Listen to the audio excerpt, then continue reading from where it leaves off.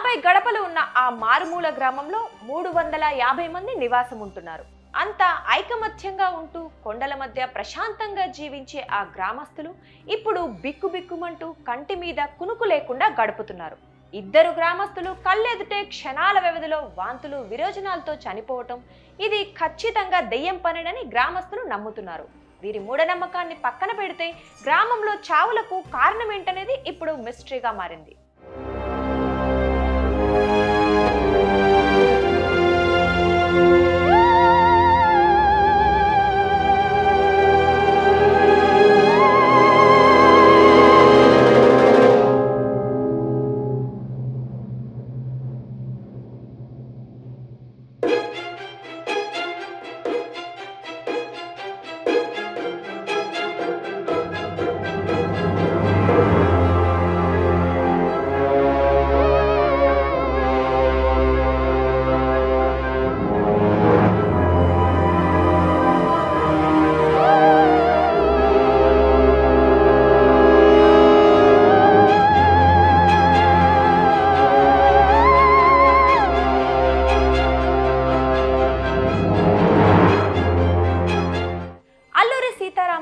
మన్యం జిల్లా పెదబయలు మండలం అరడకోట పంచాయతీ చుట్టుమెట్ట గ్రామంలో ఈ నెల 19వ తేదీన ముగ్గురు మహిళలు సమీపంలోని అడవికి కట్టెల కోసం వెళ్లారు.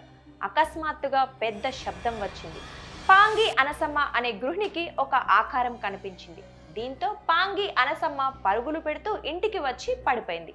స్పృహ కోల్పోయిన పాంగి అనసమ్మను చూసిన తమ్ముడు త్రినాథ్ అదే గ్రామానికి చెందిన భూత వైద్యుడికి విషయం చెప్పాడు.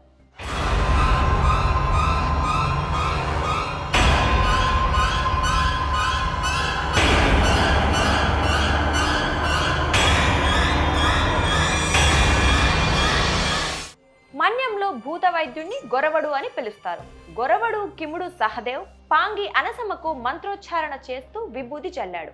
ఈ క్రమంలో మంత్రోచ్చారణ చేస్తున్న గొరవడు సహదేవ్ ఒక్కసారిగా కుప్పకూలిపోయి వాంతులు విరేచనాలతో మృతి చెందాడు.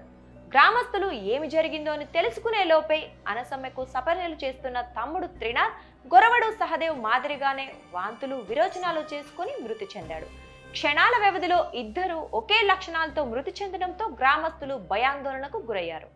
మొన్న కొండకి వెళ్ళారు సార్, మా వాళ్ళు మా వదిన గారు అవుతారు.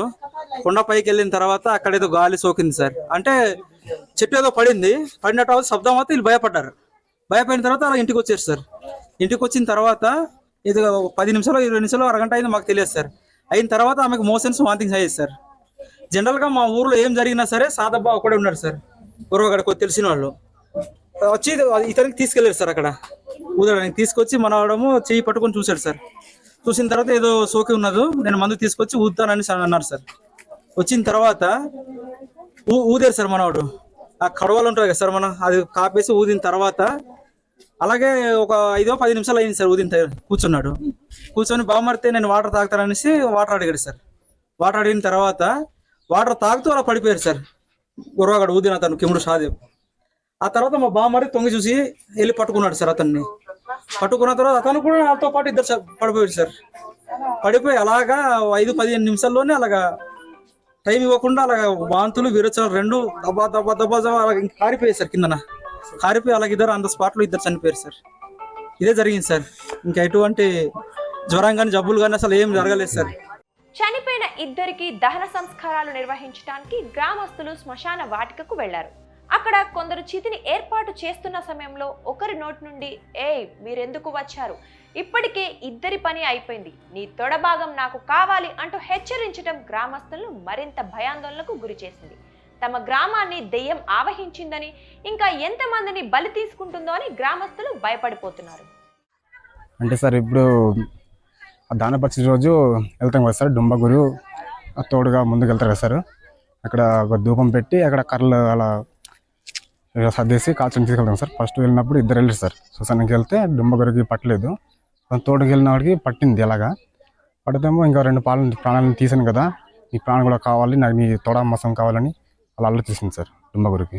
ఇప్పుడు వెంటనే అడిగి ఇంకా తోసేసి ఇంకా పరిగెట్టి పైకి వచ్చాడు సార్. వస్తే మాకు ఫోన్ చేస్తే మళ్ళీ మేము వెళ్ళేసి ఇంకో గొర్రెగాన్ని తీసుకెళ్ళి వాడికి మంత్రం చేస్తే అది పోయింది సార్.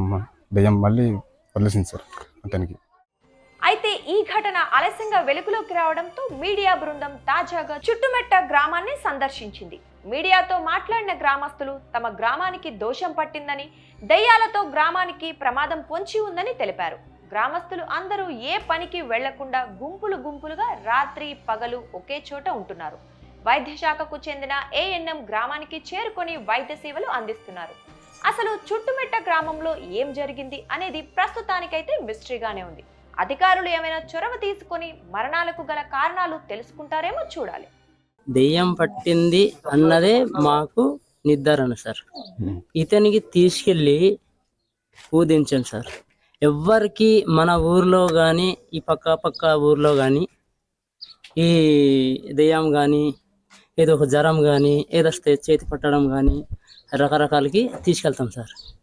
కడుపు నొప్పి అయినా ఇతనికి తీసుకెళ్తాం సార్. మందు ఇస్తారు, మళ్ళీ ఇలా దెయ్యం అంటే ఊదుతారు, అది టక్కున పోద్ది సార్. లేకపోతే ఒక రోజు 2 రోజులు పోయిన తర్వాత మళ్ళీ కూడాను ఊదితే పోద్ది సార్.